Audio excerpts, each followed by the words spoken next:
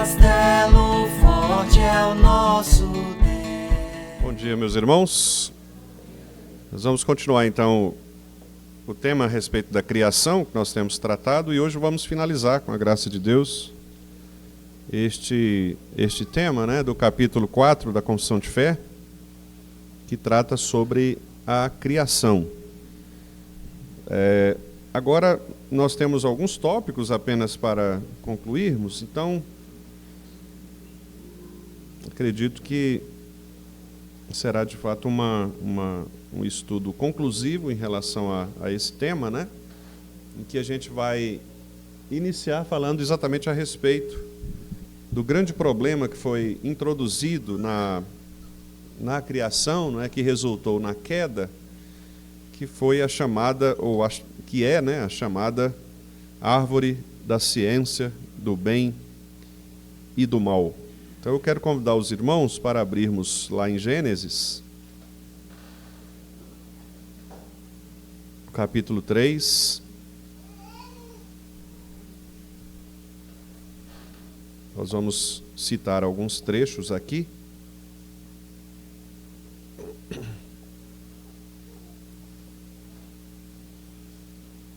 Gênesis capítulo 3.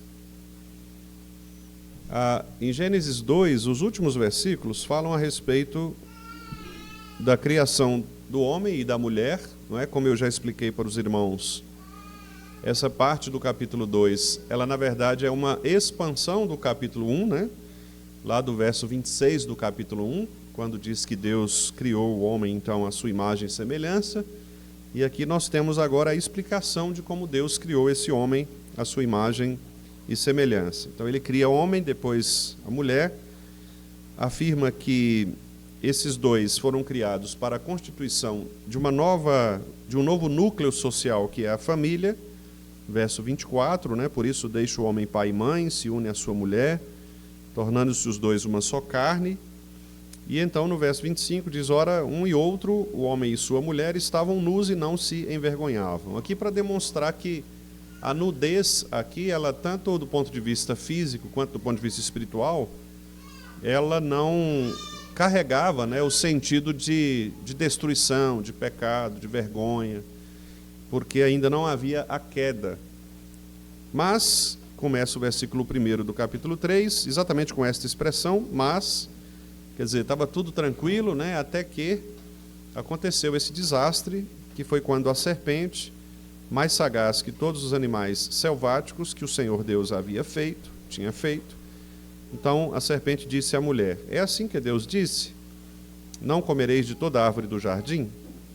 Interessante, né, que nós não vamos discutir este tópico agora, porque aí, quando nós falarmos a respeito da queda, né, especificamente, mas os irmãos percebem que o grande problema do pecado é exatamente o significado das coisas que Deus criou.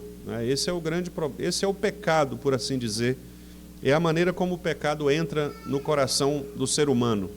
Todas as vezes que nós questionamos a palavra de Deus, nós estamos sujeitos ao pecado. Por quê? Porque a nossa compreensão depois da queda é uma compreensão enganosa. Nós somos sempre levados para o pecado. Então o diabo, ele sempre vai fazer com que questionemos o significado das coisas que Deus criou.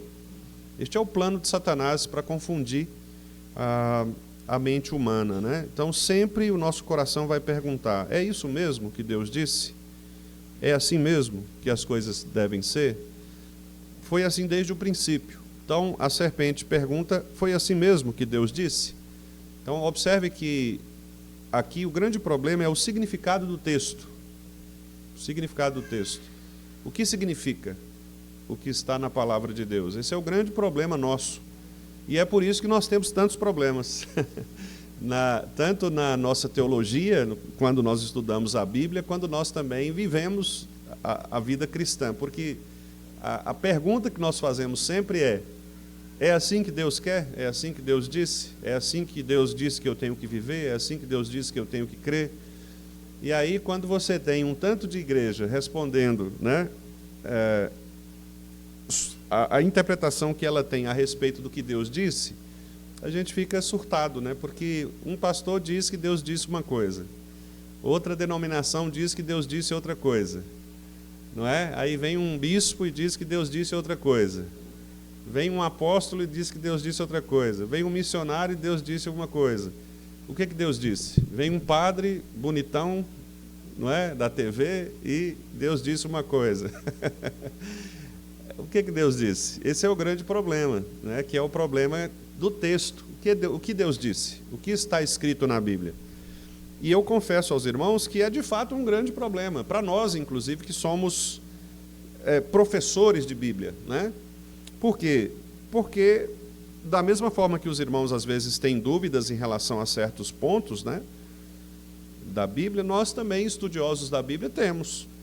Quando eu digo estudiosos da Bíblia, estou dizendo aqui dos irmãos que são chamados para ensinarem, né, dos pastores mesmo, que são chamados para a docência da palavra.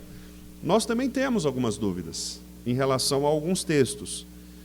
Como que a gente resolve isso? A gente resolve isso perguntando para a própria Bíblia. Se nós não encontramos a resposta, ou não temos uma resposta segura, então nós não podemos fazer doutrina em cima disto, em cima da dúvida. Então, o caminho seguro para você não pecar contra Deus é não especular, não inventar, não ir além daquilo que a Bíblia diz claramente. Então, vamos dizer assim, obviamente eu vou usar aqui um número fictício, né? Mas com certeza 90% da Bíblia é clara, não há dúvida, não é? Sobre o ministério de Jesus, sobre as ações poderosas de Deus, sobre a intenção de Deus ao trazer Jesus Cristo ao mundo para salvar o seu povo. Então não há dúvidas quanto a isso. Poucos textos da Bíblia trazem algumas discussões. E o grande problema é que às vezes as pessoas pegam estes pequenos textos, esses poucos textos, e tentam criar dali doutrinas, né?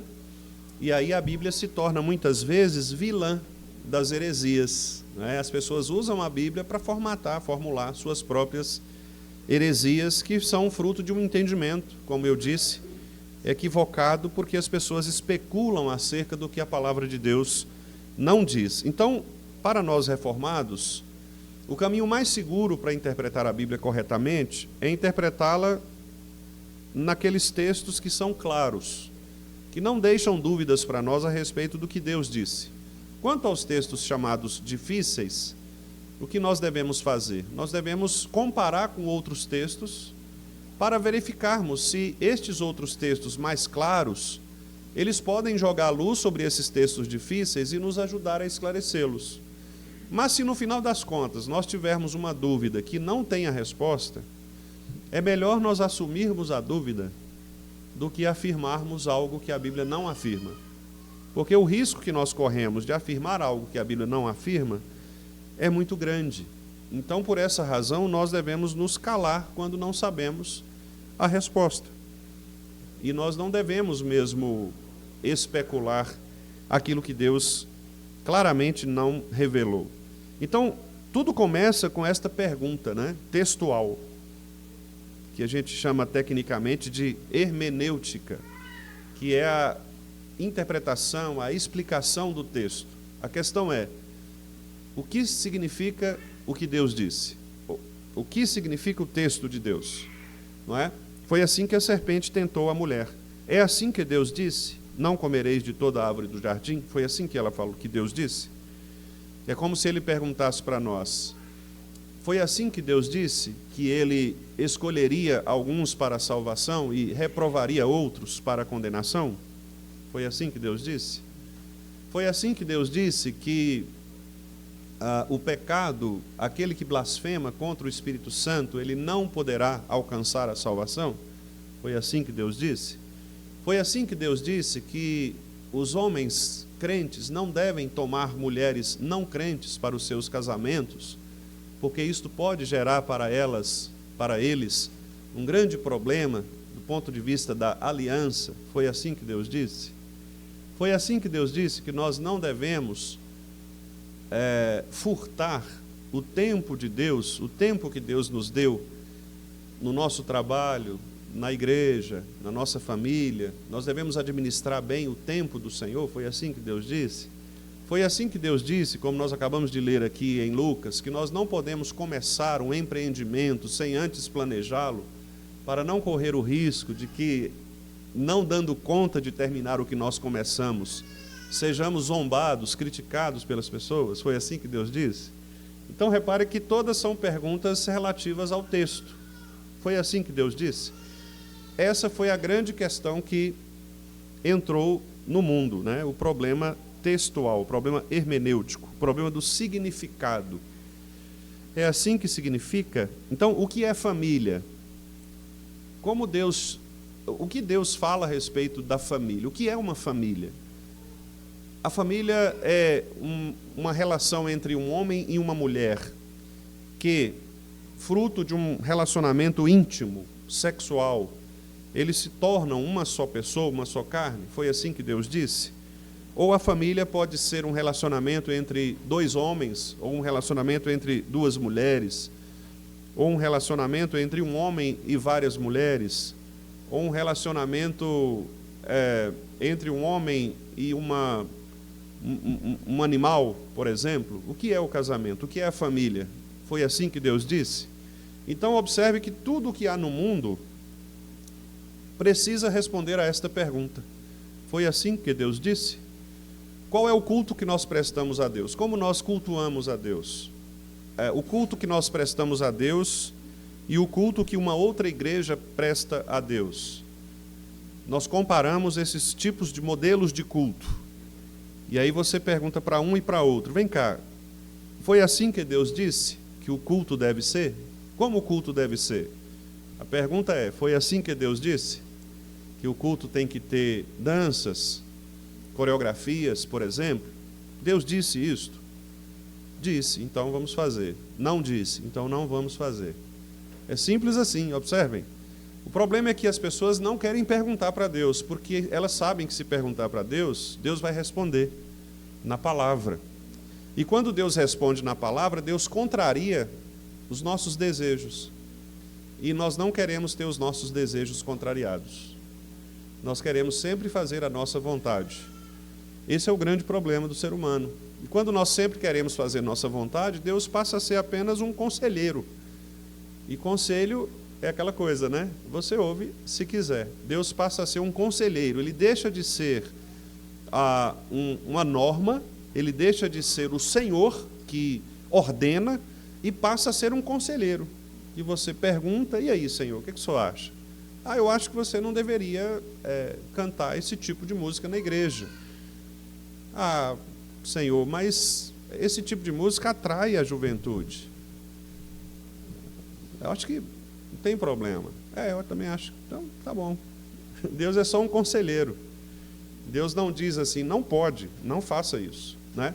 Porque a gente tem essa dificuldade. Então a queda, irmãos, partiu daí. Foi desta pergunta hermenêutica, ou textual, né? Que foi assim que Deus disse? Foi assim? E olha o que a mulher respondeu no verso 2. Respondeu-lhe a mulher, do fruto das árvores do jardim podemos comer, mas do fruto da árvore que está no meio do jardim, disse Deus, dele não comereis, nem tocareis, para que não morrais. Ok? A resposta da mulher está adequada quanto ao que Deus disse? Na opinião dos irmãos? Podem ler aí com calma de novo. Do fruto das árvores do jardim podemos comer, mas do fruto da árvore que está no meio do jardim, disse Deus, dele não comereis, nem tocareis nele, para que não morrais. A compreensão teológica dela está certa, não está? A compreensão doutrinária está certo, foi isso mesmo que Deus disse. Mas a serpente, como disse do versículo 1, mais sagaz do que todos os animais, faz uma conclusão interessante. Olha só o verso 4. Então, disse a serpente à mulher, é certo que não morrereis. Agora a serpente, ela diz assim, não, você está interpretando errado o que Deus disse. Entendeu? De novo a questão do texto. A serpente fala, tá bom, Deus disse isso, mas a sua interpretação está errada. Porque a interpretação dela é, a da mulher, né? Deus disse que nós não podemos comer nem tocar porque vamos morrer, para que não morrais, senão nós vamos morrer. A serpente diz assim, tudo bem, você tem esse conhecimento, é isso mesmo, mas você está interpretando errado o que Deus disse. Você não vai morrer. Não é esse tipo de morte que você está pensando. Então, de novo, o grande problema é interpretação do texto. Está vendo como é que o português é importante? Interpretação de texto. Interpretar o texto, né? E desde aquela época, o homem já tinha problema com a questão da linguagem, com a interpretação, né? E a serpente disse assim, o que você está interpretando disso? A sua interpretação não está correta. Porque Deus sabe, versículo 5, que no dia em que dele comerdes, não é? Quando você comer o fruto, os seus olhos se abrirão, se vos abrirão os olhos. E, como Deus, da mesma forma que Deus, vocês serão conhecedores do bem e do mal. Olha a interpretação, então, que a serpente fez.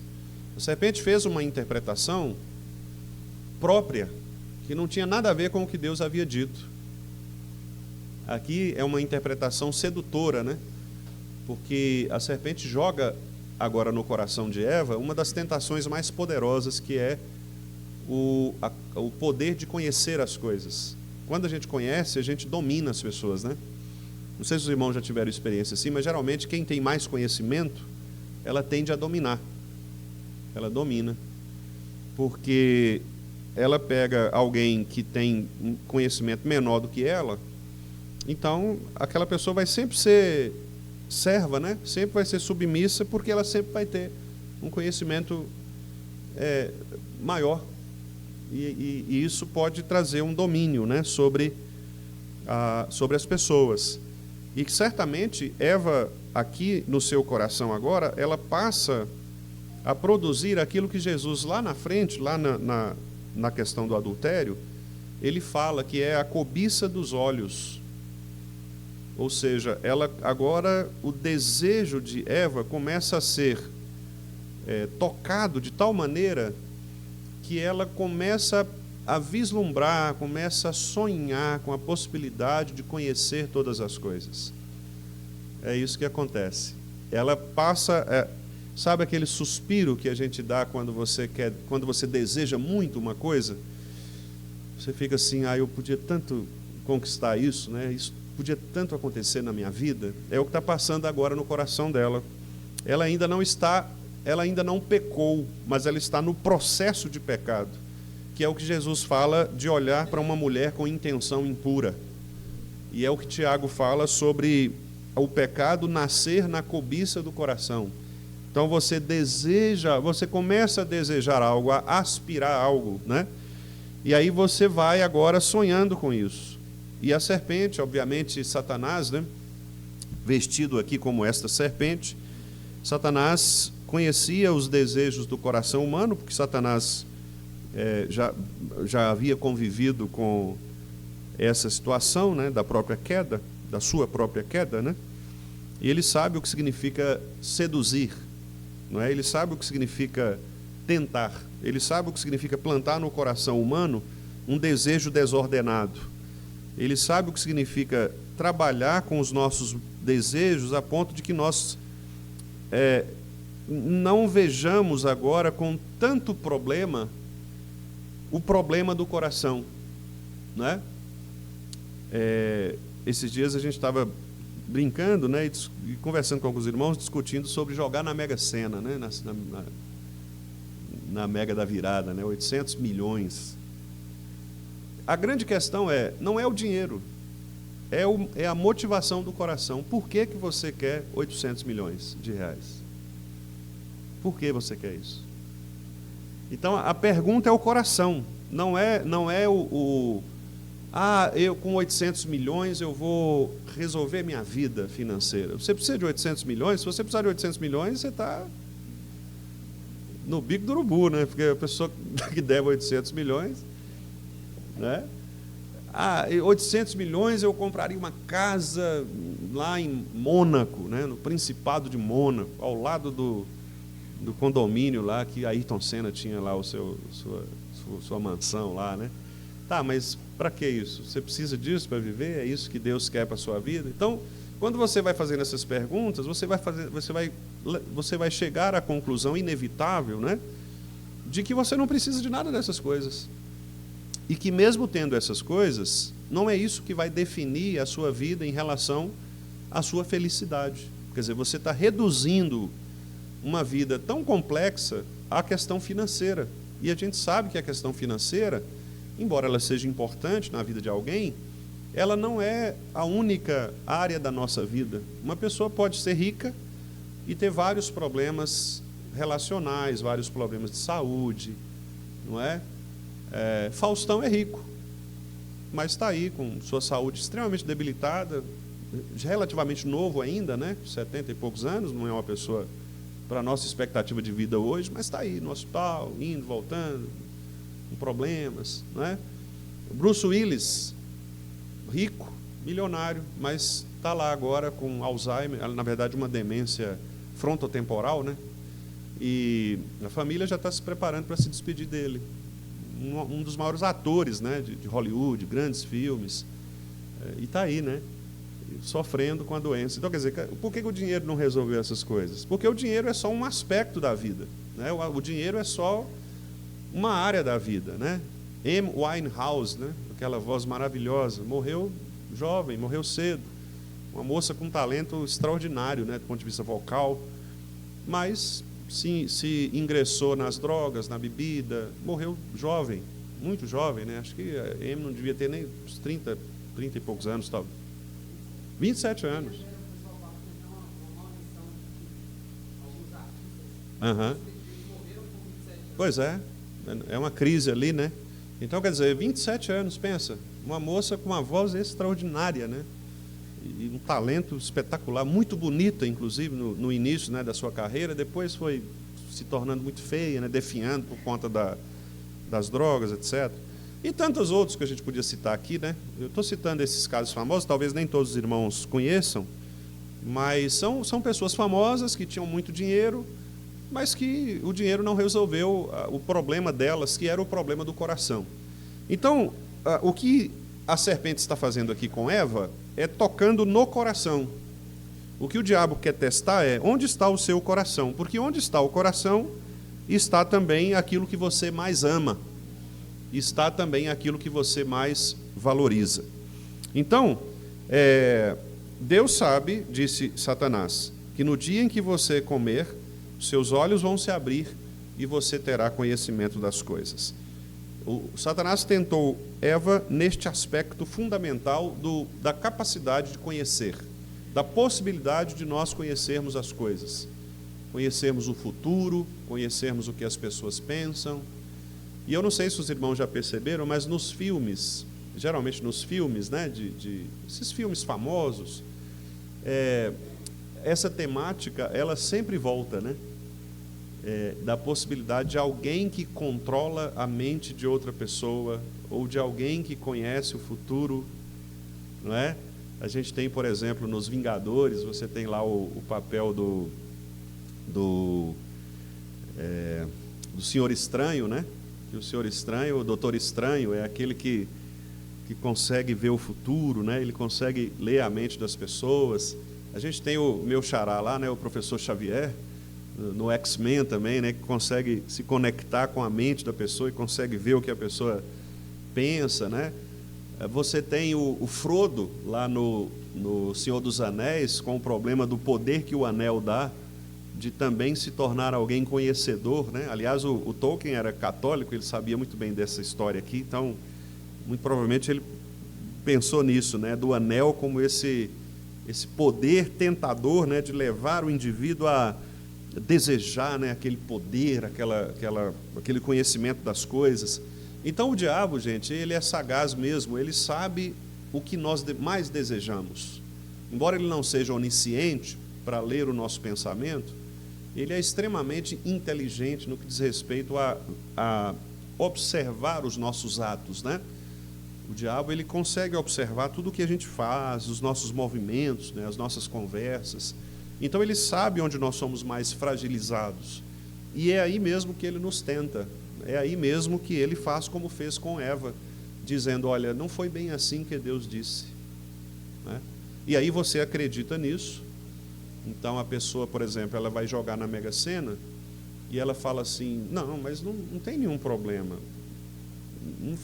Não é isso que Deus está proibindo. Não tem nenhum problema eu fazer isso. Então, a gente tenta fazer aquilo que os conselheiros bíblicos, né, chamam de racionalização. Você racionaliza o pecado, ou seja, você justifica o seu pecado racionalmente. Você fala, não, gente, não tem nenhum problema isso. Não é? Os casamentos homoafetivos, por exemplo, passam por esse processo de racionalização. Eles dizem, não, o que importa é o amor. O que Deus valoriza é o amor. Afinal de contas, Deus não é amor? Então, se Deus é amor, Ele não vai se opor a uma expressão de amor, a uma forma de amor. E existem várias formas de amar. Né? E aí eles justificam as uniões entre o mesmo sexo com base em nenhum argumento. E ainda tentam dizer, olha para vocês verem o relacionamento entre Davi e Jonatas. Era um relacionamento muito afetivo, né? A gente nem sabia o que acontecia ali no palácio, né? Tentam ainda considerar essas possibilidades, né? Alguns até acusam Jesus de um relacionamento com Maria Madalena, né? Existe essa tese também por aí. Quer dizer, você pode racionalizar a Bíblia da maneira que você quiser, não é? Mas lembre-se de que todas as vezes que nós fazemos isso, racionalizar a Bíblia, nós estamos fazendo exatamente o que Eva foi tentada a fazer aqui neste texto. Satanás pergunta, como foi que Deus disse? Aí ela responde, Deus disse assim. Aí ele diz para ela assim, mas pensa bem, a sua interpretação pode não estar muito correta. Na verdade, o que ele disse foi... E aí, Satanás interpreta a Bíblia, né, a palavra de Deus, para Eva. E aí acontece o problema do pecado. Veja aí o verso 6. Vendo a mulher... Agora, olha que interessante isso. A Bíblia, irmãos, é um livro assim... espetacular, espetacular. Eu falo isso não do ponto de vista só espiritual, não, da inspiração, não, porque, obviamente, a inspiração é inquestionável, né, para nós. Mas eu estou falando isso do ponto de vista literário mesmo, e até filosófico, assim, porque, olha só, o Satanás está no ponto da mente ainda. Ele está discutindo argumentos. Quando a gente discute argumentos, nós estamos em qual campo? No campo racional, certo? Você senta com a pessoa, eu sento ali com o Maico e falo, Maico, me explica aqui esse texto. O Maico está raciocinando, ele está criando juízos, e ele vai emitir esses juízos, ou seja, nós estamos conversando, é algo racional, nós estamos usando a mente, certo? Mas agora, curiosamente, sai do campo da mente para o campo da experiência, para o campo que nós chamamos sensível, ou uma linguagem mais filosófica, um campo empírico, que é o campo da experiência, do toque, do olhar, do sentir, certo? Olha o que acontece no verso 6. Vendo, olha os sentidos aí. Agora deixou de ser o pensamento, passou a ser a sensação. Ela passa a ver. Os olhos dela olham para a árvore, e ela admite que a árvore era boa para se comer. Como é que ela sabe disso? Ela nunca tinha experimentado. Como é que ela chegou a essa conclusão? Pelo olhar. Ela olhou e concluiu.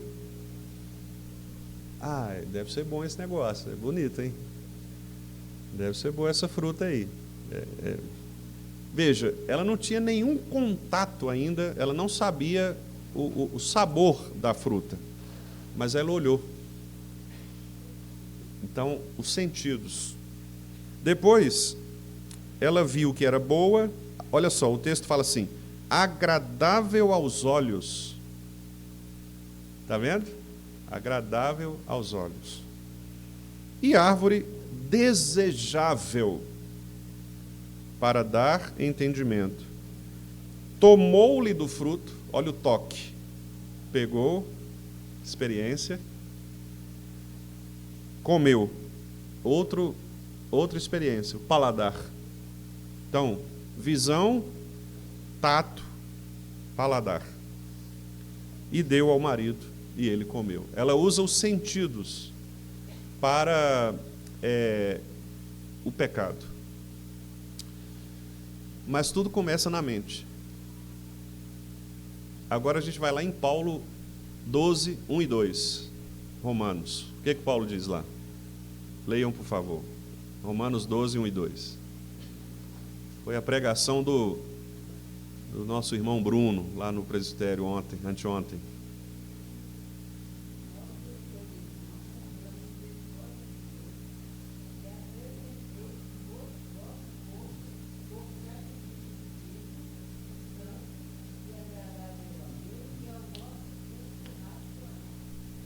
Pode ir. Uhum.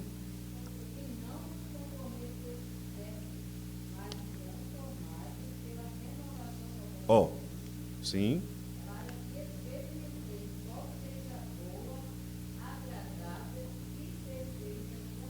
Obrigado. Quais são as palavras que estão exatamente iguais lá em Gênesis?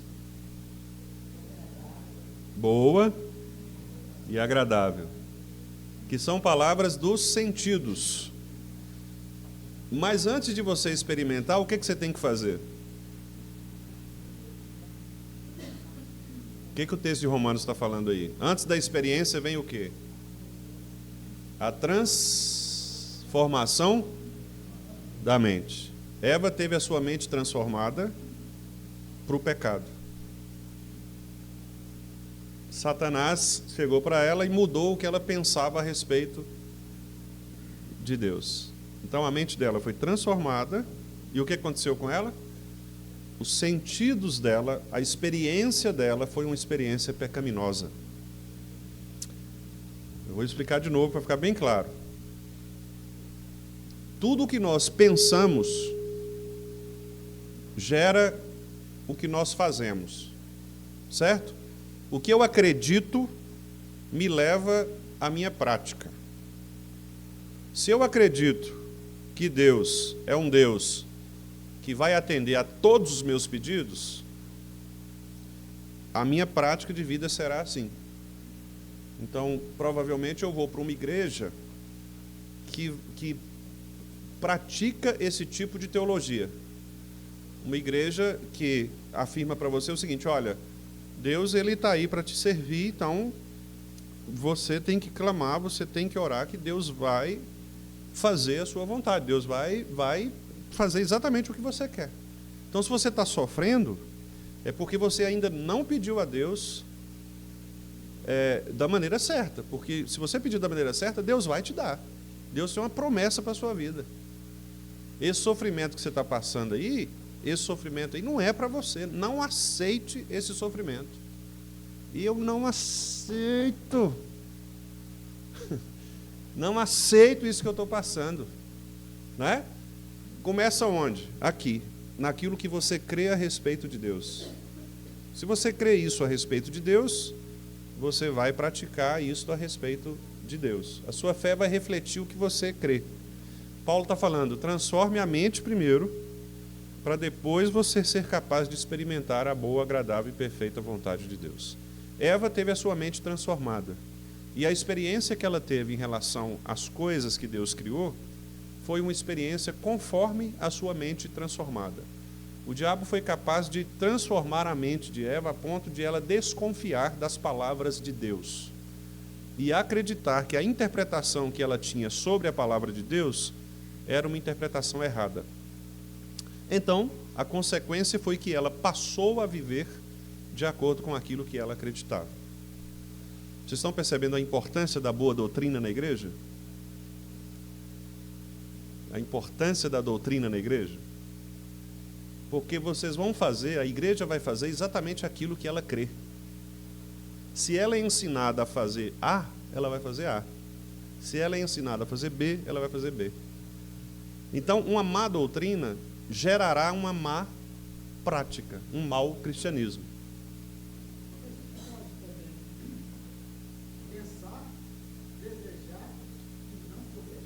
Pode, porque nesse... Sim, sim, exatamente. Aí no caso, Ronaldo, o poder do Espírito Santo, né? Quando a Bíblia fala a respeito da santificação, é isso. É este processo de você agora ser tentado por sua própria carne ou por Satanás, muitas vezes iniciar o processo do pecado, que é o que você falou, desejar, né? Mas dizer, olha, não vou fazer isso. Por quê? Porque aí você agora, que é um crente, que é dominado pelo Espírito Santo, Deus te dá o poder, o texto lá de Romanos, pelas misericórdias de Deus. Então, é a misericórdia de Deus que não permite que você peque. Entendeu? Davi poderia não ter tido a relação com Batseba? Poderia.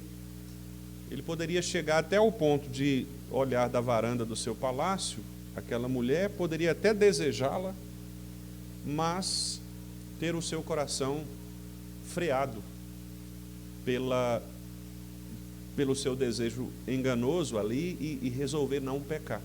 Então, o passo adiante para planejar o pecado, como a gente conhece, ali foi exatamente a consumação, né, que Tiago fala lá na carta dele, que é o pecado. A cobiça gera o pecado, e o pecado, uma vez consumado, gera a morte. Então, Davi ali, ele foi pelo processo, ele deseja, planeja o pecado, peca efetivamente, que é quando ele tem a relação com Batseba, e ele experimenta a morte ali do seu próprio filho, né? Que foi nascido de Batseba, e a morte física representa ali, na história de Davi, um tipo de morte espiritual daqueles que não creem no Senhor, quer dizer, daquele que peca e que não se arrepende do seu pecado e que vai para o inferno por causa do seu pecado, porque ele não se arrependeu, né?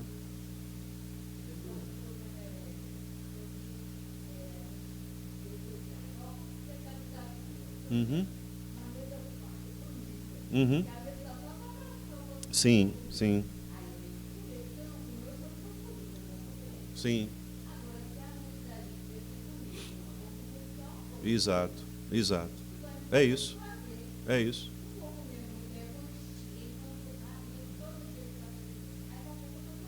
Exatamente. E quando a senhora se transformar na bola, o que as pessoas vão falar com a senhora? Assim, os médicos, as pessoas vão falar com a senhora? Elas vão falar que é pecado? Não.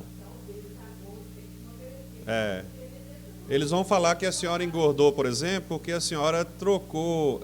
Eles vão falar assim: não, na verdade, dona Sirlene, a senhora engordou assim, porque provavelmente a senhora estava passando por um processo de psicológico, depressivo, algo assim, e aí a senhora concentrou seu escape ali, né, sua válvula de escape foi a comida. Então a senhora come muito porque a senhora está uma pessoa muito ansiosa, a senhora desconta na comida. Mentira, a senhora come muito porque a senhora está pecando contra Deus. É só isso. É pecado. Sim. Exato. A Bíblia fala que um dos gomos do fruto do Espírito, o que é? Domínio próprio. Comer demais é falta de domínio próprio. Dormir demais é falta de domínio próprio. Dormir de menos é falta de domínio próprio. Então, quer dizer, a gente pode até chamar as coisas de outros nomes, mas a Bíblia já chama isso muito antes, né? Então, assim, a gente tem que ter muito cuidado. A senhora deu um exemplo muito bom, porque mostra que o nosso destempero, o nosso descontrole nas áreas da vida, né, naquelas áreas sensíveis, né, dos olhos, do paladar, do ouvir, são problemas do pecado que a gente está percebendo em Eva aqui, né? Às vezes, irmãos, ontem eu até falei isso lá no presbitério, né, fazendo uma pergunta ao candidato, eu fiz a seguinte pergunta, eu disse assim: olha, hoje nós vivemos um momento em que a ciência ela tomou o lugar de Deus. As pessoas, elas acreditam muito mais na ciência do que na palavra de Deus. Isso é fato. A palavra de Deus hoje é só, como eu disse agora há pouco, um conselho. A pessoa vem para a igreja, ela ouve o conselho, ela escolhe se ela acha que o conselho é bom, se não é. Aí, se for bom para ela, beleza, ela adota ali. Mas também, se não for, não. Na segunda-feira, mesmo depois de ela professar tudo aqui no domingo, na segunda ela faz a vida dela a partir da ciência dela, do jeito que ela quer viver. Ela não considera a Bíblia, né? E eu até estou lendo um livro do Jonathan Leeman, falando sobre a igreja centrada na palavra. Ele fala sobre isso. Ele fala assim, olha, hoje os pastores, eu até coloquei alguns trechinhos lá no grupo da igreja, se não me engano, há algumas semanas aí. Ele fala assim, alguns pastores, eles pregam a palavra, a igreja ouve a palavra, mas nenhum deles, nem os pastores, nem a igreja, acreditam mesmo na palavra. Ali passa a ser só um momento vamos dizer, de devoção, um momento religioso, espiritual, como se você fosse a um yoga, como se fosse a um pilates, né? Shiatsu, fazer uma massagem, assim. É só um momento relaxante, que você sai do mundo comum e vem para cá para receber um afago, né? E esse é um grande problema, porque a palavra de Deus para nós, ela é normativa. Ela é normativa. Então, se a gente não crê de verdade que a palavra de Deus é normativa, ou seja, o que ela diz é verdade, nós temos que rever nossa fé, nossa crença, nosso compromisso com Deus. Então, voltando aí à questão, né? As pessoas têm acreditado muito mais nas ciências humanas do que na palavra de Deus. Então, quando um médico fala, quando um psicólogo fala, quando vou pegar uma outra área aí, um engenheiro fala, não é? Quando qualquer pessoa dessas áreas, um advogado fala, a nossa tendência é de acreditar mais nessas opiniões científicas do que na palavra de Deus, não é? E aí ontem nessa discussão foi até interessante que o pastor Domingos falou assim lá, né? Quando a gente estava discutindo, ele falou assim, ciência só é ciência se for de acordo com a palavra. Não existe ciência boa ou ciência má. Existe ciência. E a ciência verdadeira, a única ciência é a ciência que concorda com a Bíblia. Porque uma ciência que não concorda com a Bíblia não é ciência. Ela é falsa, ela é outra coisa. Ela não é ciência. Então, nós não podemos colocar a ciência como por exemplo, a ciência, vamos pegar aí, você está estudando os físicos, né? Física quântica, o pessoal lá da astronomia, etc.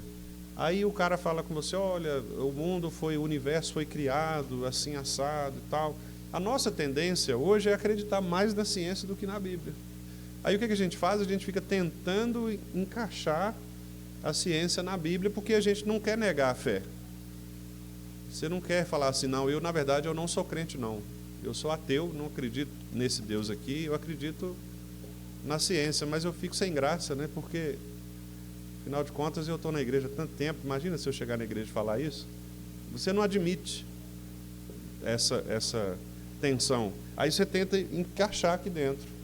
Só que é como aquele quebra-cabeça que você não consegue, as peças não se encaixam, né? Como aqueles brinquedos de criança, você tem um círculozinho, você quer colocar um triângulo ali, não vai encaixar, não adianta. Você pode, só se você cortar as pontas do triângulo e ele entrar meio enviesado. Mas aí você vai ter que adulterar uma coisa ou outra. Ou você adultera a palavra, ou você manipula a ciência errada ali. Então é um grande problema isso, né? É um grande problema, porque ou nós somos mesmo fiéis à Escritura, no sentido de crer naquilo que a Escritura fala em pontos cruciais. Lembrando, irmão, sempre, a Bíblia não é um livro científico. Então, de fato, há coisas aqui que a Bíblia não pretende responder detalhes científicos, né? A Bíblia não vai responder, por exemplo, sobre a constituição do sangue humano, hemácias, plaquetas, leucócitos, e os outros ófilos lá, né, que aparecem no exame de sangue, quando a gente faz, não tem o eusófilo, não sei o que, ófilo, né, tem um tanto de ófilo lá. A Bíblia não fala sobre isso.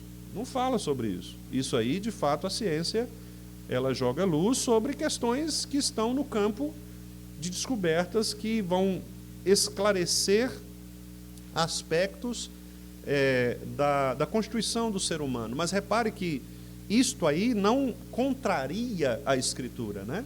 Isso aí não contraria a Escritura. Então, por exemplo, o oftalmologista que conhece detalhes do olho humano, não é? O oftalmologista vai lá, olha seu olho lá no profundo, a sua córnea, a sua retina, etc. A ciência está contribuindo com isso, e glória a Deus por isso, que nós temos pessoas que evoluem nessas questões, né? Sobre os tipos de cânceres, as curas possíveis, tudo isso a ciência colabora. Então nós não somos anticientíficos, nós não somos irracionalistas, não somos fideístas, né, no sentido de negar aquilo que é racional. O que nós estamos dizendo são aqueles pontos da ciência que claramente contrariam preceitos claros da Escritura.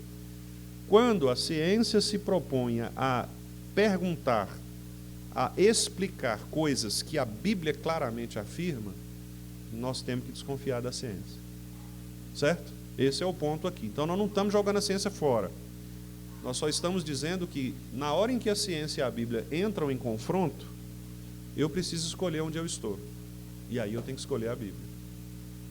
Ok? Esse é o ponto que eu quero defender aqui, para não parecer que eu estou jogando fora e sendo aqui anticientífico, nada disso, tá? É só uma questão de, se houver confronto, Bíblia. A Bíblia precisa responder essas questões. Onde não há confronto, eu preciso analisar se de fato aquilo faz sentido na Constituição Bíblica, né? Por exemplo, aquele físico lá, o Stephen Hawking, famoso, né? Tanto pela sua inteligência, pelas suas teses, quanto pela sua doença. Ele teve esclerose lateral amiotrófica, né? Muito jovem, e tinha uma expectativa de vida muito pequena, e na verdade ele viveu muito tempo, né? Inclusive com avanços que ele próprio desenvolveu, né, para que a sua vida se tornasse melhor. Então ele tinha um sintetizador de voz que ele conseguiu implantar na cadeira que ele usava, que ele conseguia, com pouquíssimos movimentos, né, ele conseguia tocar, e esse texto ia sendo transformado em texto. Ele foi capaz de escrever livro, por exemplo, né, sem praticamente nenhum movimento. Ele foi capaz de, porque o cérebro não é afetado, então ele continuava pensando, não é, com toda a sua inteligência. E ele escreveu alguns livros poderosos, assim, do ponto de vista físico, como por exemplo, o mais famoso dele, que é O Universo numa Casca de Nozes. Ele entende que o universo ele é como se fosse um ambiente restrito, ele não é infinito. Então isso já é uma coisa interessante, porque mostra que ele concorda com a Bíblia, né?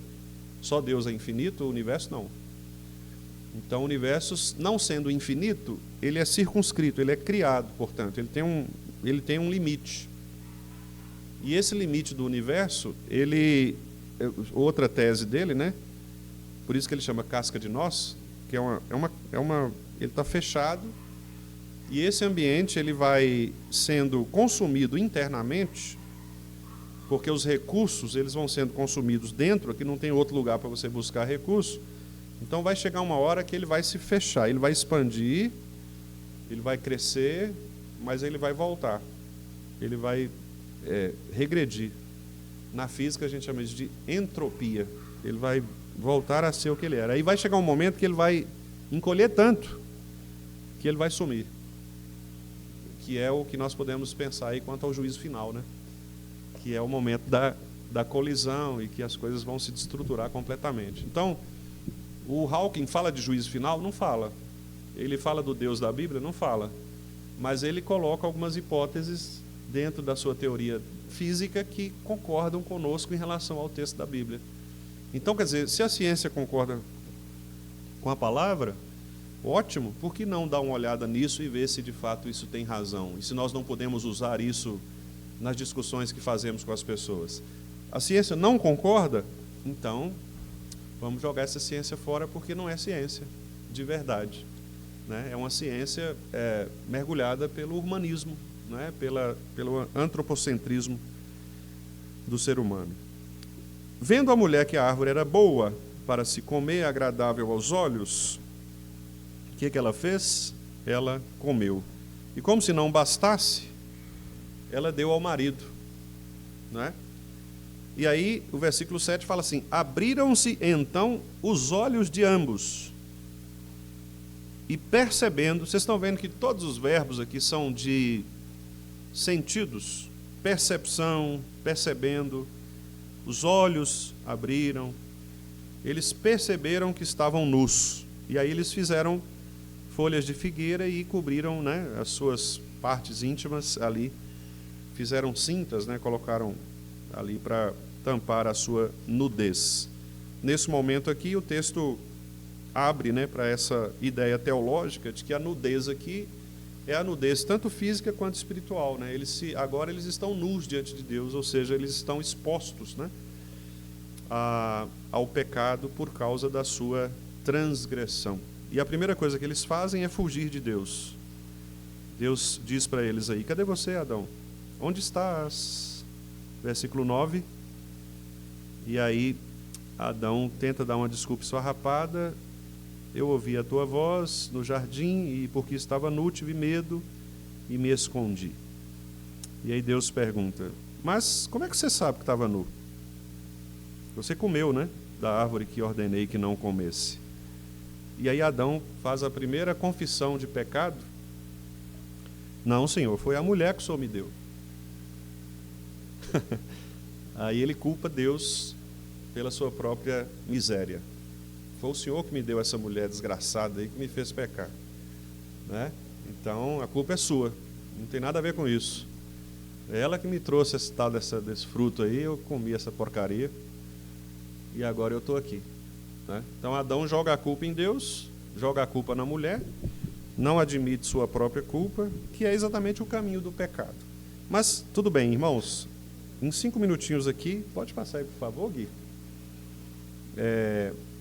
A imagem de Deus no homem. Deus criou o homem com racionalidade, são almas racionais e imortais, capazes de pensar e refletir. Nós vimos isso agora. Nós somos capazes de pensar, refletir e decidir moralidade, dotados de retidão e perfeita santidade. Então, o que a gente crê na nossa racionalidade, a gente faz na nossa moralidade. Então, a vida cristã é sempre uma vida ética. Ou seja, a nossa ética, aquilo que a gente faz, né, a nossa moralidade, ela tem fundamento na nossa racionalidade. Aquilo que eu creio, eu faço. O meu fazer é a expressão da minha crença, né? Todo mundo faz o que acredita ser verdadeiro. Então, por exemplo, se a gente mente, é porque nós cremos que a mentira ela pode nos trazer um benefício.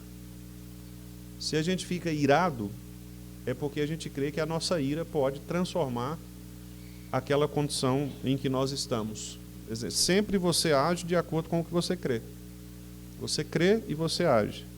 Então, se você não transformar a mente, pelas misericórdias de Deus, Romanos 12, 1, pela transformação da mente, para que você seja coerente com aquilo que Deus, com a forma com a qual Deus criou, que é o que Paulo chama de culto racional, você não vai conseguir experimentar a boa, agradável e perfeita vontade de Deus. Ou seja, você não vai viver uma vida de moralidade adequada, justa, aos padrões da palavra.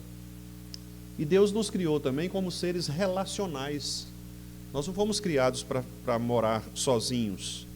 Nós fomos criados para nos relacionarmos com Deus, em primeiro lugar, e com o próximo, né? Então, claramente, a criação mostra que, quando Adão ele peca, e é interessante isso, né? Porque Deus não chama Eva primeiro, Deus chama Adão. Porque Adão é o representante da humanidade. Deus não criou Eva primeiro, Deus criou Adão.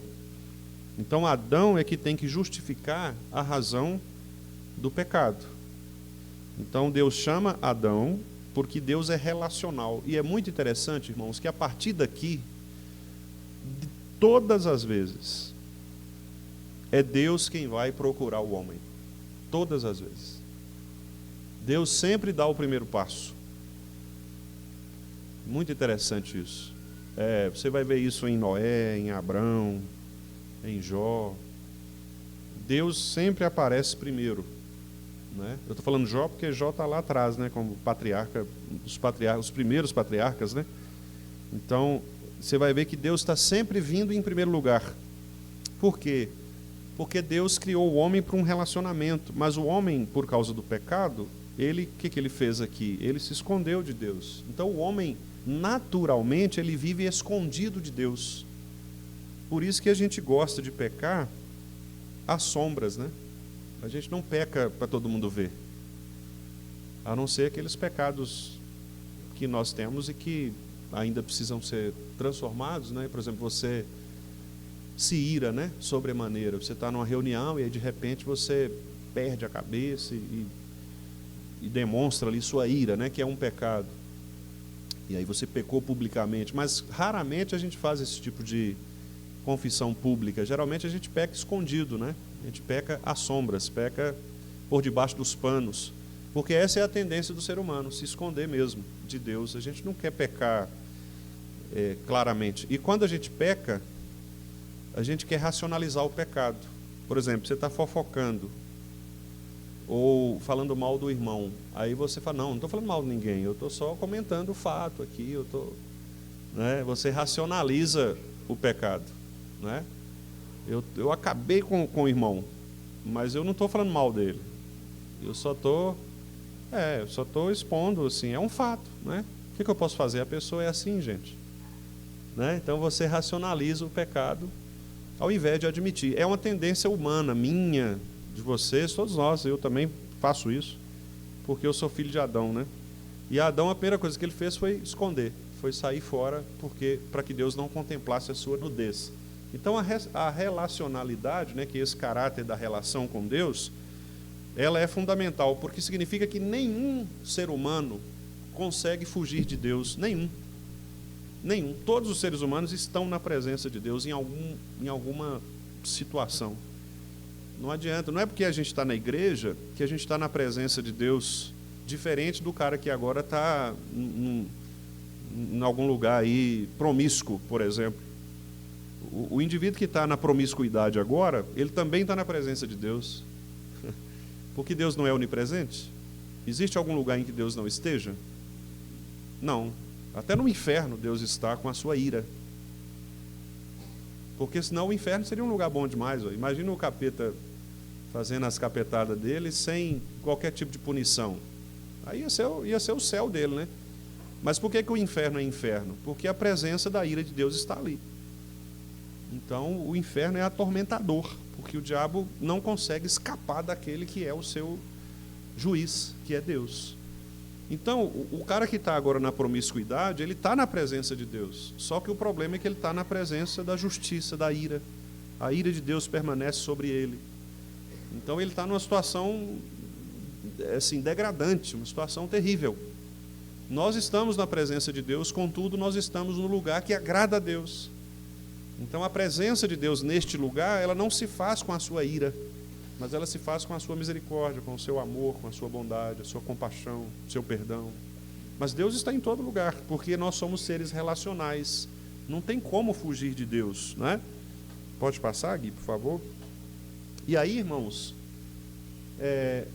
a confissão fala, né, que os seres humanos, eles receberam de Deus a capacidade de dominar a criação.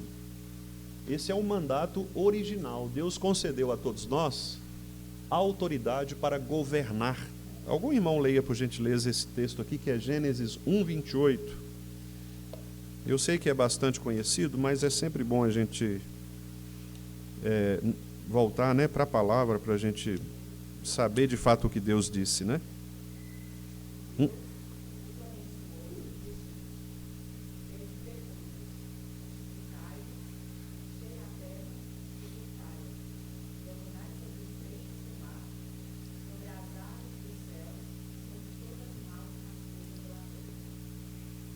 Como é que pode alguém...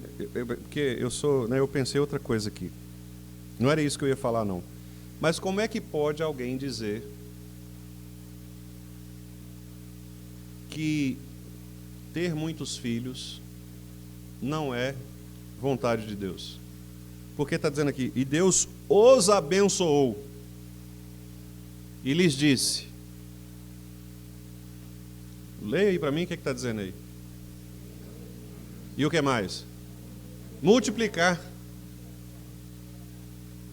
Vocês são dois, não é? Uma só carne. Multiplicar significa o quê? Ter um. Mas e teve um, multiplicar significa o quê?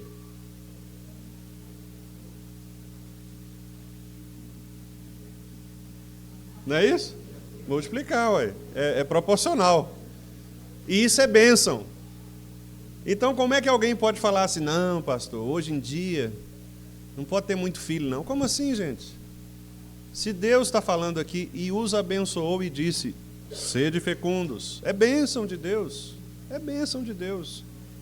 Ah, pastor, mas a gente não tem dinheiro. Bom, aí o problema é que você está colocando a ciência para ler a Bíblia. Você está colocando a economia para ler a Bíblia. Você está colocando a política para ler a Bíblia. Você não está lendo a Bíblia. Você está considerando outros argumentos e não os argumentos bíblicos. Tá, mas o homem recebe domínio, o homem recebe responsabilidade. Outro irmão leia, por favor, aí, 2:15. 2:15, vamos lá, rapidinho.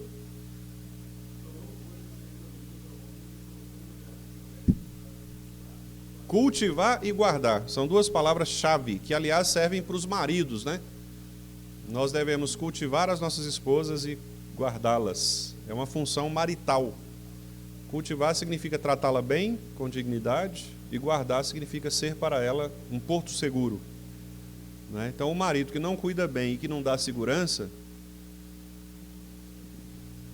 está fora do padrão aqui da Escritura. O problema é que nós fomos afetados pela queda, né? Que foi o texto que a gente leu de 3 em diante. Aqui está 17 e 19, então vamos ler esses dois aí, já que eu coloquei. Algum irmão leia, por favor. 3, 17 a 19.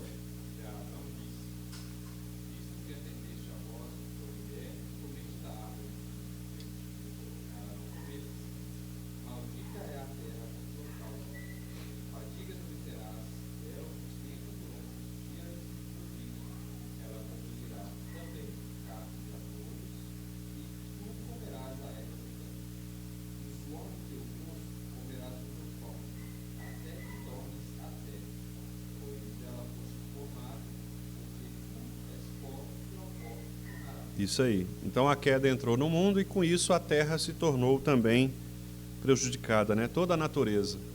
Lá no campo lá do sítio do pastor Jalon, você tem que jogar calçado, porque se você for descalço, os espinhos vão furar você. É isso aí. Se Adão não tivesse pecado, o sítio do pastor Jalon, o campinho lá, ia ser assim um tapete, sabe? Você ia poder rolar, podia cair, não ia machucar nada.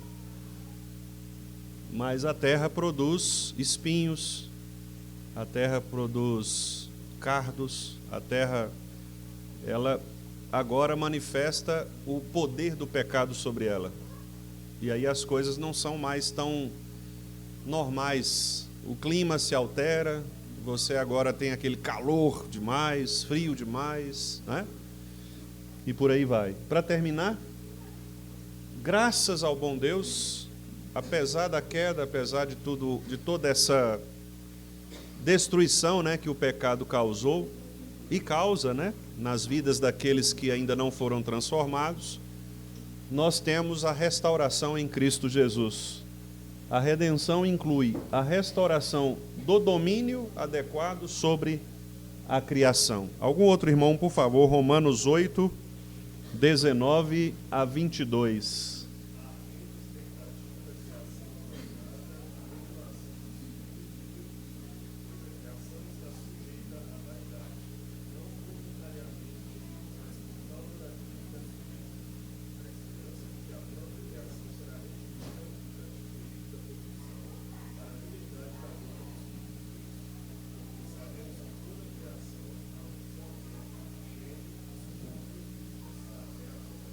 Isso, esse texto é muito bonito, né? Paulo falando, olha gente, eu sei que a coisa está ruim, eu sei que a natureza ela geme, ela sofre, mas Cristo veio, restaurou todas as coisas e haverá um dia, um tempo em que tudo isto vai passar. Nós estaremos num ambiente reconstruído, né, de paz, como fora o jardim no início de todas as coisas, e agora sem a possibilidade de um novo pecado. Pula para o último, por favor, Gui. Então, irmãos, eu quero concluir aqui, tendo a criação como um testemunho, não é? O verso lá de Salmo 19:1, os céus proclamam, manifestam a glória de Deus, e o firmamento anuncia as obras das suas mãos. Então a gente aprende aí pela confissão de fé, neste capítulo 4, né, sobre esta doutrina, pelo menos 3 grandes lições, né? Primeiro, Deus é soberano, então Ele criou todas as coisas do nada, por sua própria vontade e poder, né? Paulo fala lá em Romanos 1, verso 20, né, 19 e 20, ele fala que desde o início o poder de Deus foi manifesto, né, de modo que os homens são indesculpáveis, porque ali já dá para se perceber, né, o poder da criação. Segundo lugar, nós não estamos aqui por acaso, como os evolucionistas afirmam, né, mas nós estamos aqui com um propósito claro. A criação tem um propósito, que é manifestar a glória de Deus. Então, existe um canarinho de tal espécie. Este canarinho foi criado por Deus para cantar para a glória de Deus, para manifestar a glória de Deus, né? O tamanduá foi criado para a glória de Deus. Até a barata que a gente mata dentro de casa ali foi criado pela glória de Deus, né? O pica-pau, o tubarão, as montanhas, os coqueiros, as rosas, tudo foi criado pela glória de Deus, né? E é em Deus que nós conhecemos o significado dessas coisas, né? E finalmente, os seres humanos não são animais, como a ciência diz. A ciência diz que nós somos animais racionais. Animal é quem fala isso, né? Porque a Bíblia diz que nós somos seres humanos. A Bíblia diz que Deus criou os animais e o homem. Não diz que o homem é um animal diferente. Então, os seres humanos não são animais, como a ciência costuma dizer. Temos semelhanças com os animais? Temos. Mas não somos animais. Nós somos pessoas, somos seres humanos, homens criados à imagem e semelhança de Deus. O cachorro não foi criado à imagem e semelhança de Deus. Então, cuidado com o status que você dá ao seu cachorro. Seu cachorro pode ser até gente boa, ter nome de gente, mas não é gente. Ele é cachorro. Ele vai glorificar a Deus da maneira dele, porque todo ser que respira vai louvar o Senhor, mas ele é um cachorrinho. Cuide bem do seu cachorrinho, leve no veterinário, corte as unhas dele, coloque xuxinha, lacinho, tranquilo. Mas saiba que ele é diferente do seu esposo, diferente da sua esposa, diferente do seu filho. Ele não é um bebezinho como o seu filho é. São pessoas e animais. São coisas diferentes. Os seres humanos, criados com dignidade única, só nós humanos temos esta dignidade. Só o ser humano é digno de carregar a imagem e a semelhança de Deus. E aí vem a parte que ninguém gosta. Nós fomos criados com responsabilidade moral. Ou seja, nós somos responsáveis por aquilo que fazemos. Essa é a parte ruim da história. Porque o ser humano ele quer ter todos os benefícios, mas ele não quer ser responsabilizado pelas suas escolhas. As nossas escolhas são nossas. Não devemos terceirizar as nossas escolhas. O fulano é bandido porque nasceu na favela. Não, tem muita gente que nasce na favela, que não é bandido, que se torna crente, cidadão do reino, que volta na favela para evangelizar os favelados. Certo? porque não tem nada a ver uma coisa com a outra. Ah, eu sou assim porque nasci assim. Não, Deus transforma pessoas do jeito que Ele quer transformar. A responsabilidade é nossa. Adão falou, foi a mulher que tu me destes. Ele deveria ter falado, foi a minha decisão, Senhor, que me fez cair. Davi, lá no Salmo 51, nos ensina isso, porque ele fala assim, eu pequei. Pequei contra ti somente, e fiz o que é mal diante dos teus olhos. Eu pequei. Então, a responsabilização, ela é profundamente pessoal, porque nós somos criados com responsabilidade moral. Então, para fechar, meus irmãos, esta doutrina, né, do capítulo 4, da criação, nos chama a adorar o Criador, porque Ele é soberano na criação, nos leva a cuidar da criação, porque ela tem um propósito, então nós devemos ter cuidado com ela, e nos leva também a esperar ansiosamente, né? Não com a ansiedade pecaminosa, mas no sentido do Maranata, né? Esperar com expectação, com expectativa, o retorno de Cristo, né? Para que todas as coisas sejam restauradas e nós também possamos habitar no novo céu, na nova terra, nos quais, né, habitam a justiça, a bondade de Deus, naquele lugar onde não haverá mais pranto, nem choro, nem dor, né? Todas as coisas serão restauradas. Então, que esta doutrina da criação nos ajude a verdadeiramente sermos, vivermos, né, para a glória de Deus nesta criação maravilhosa que o próprio Deus nos colocou.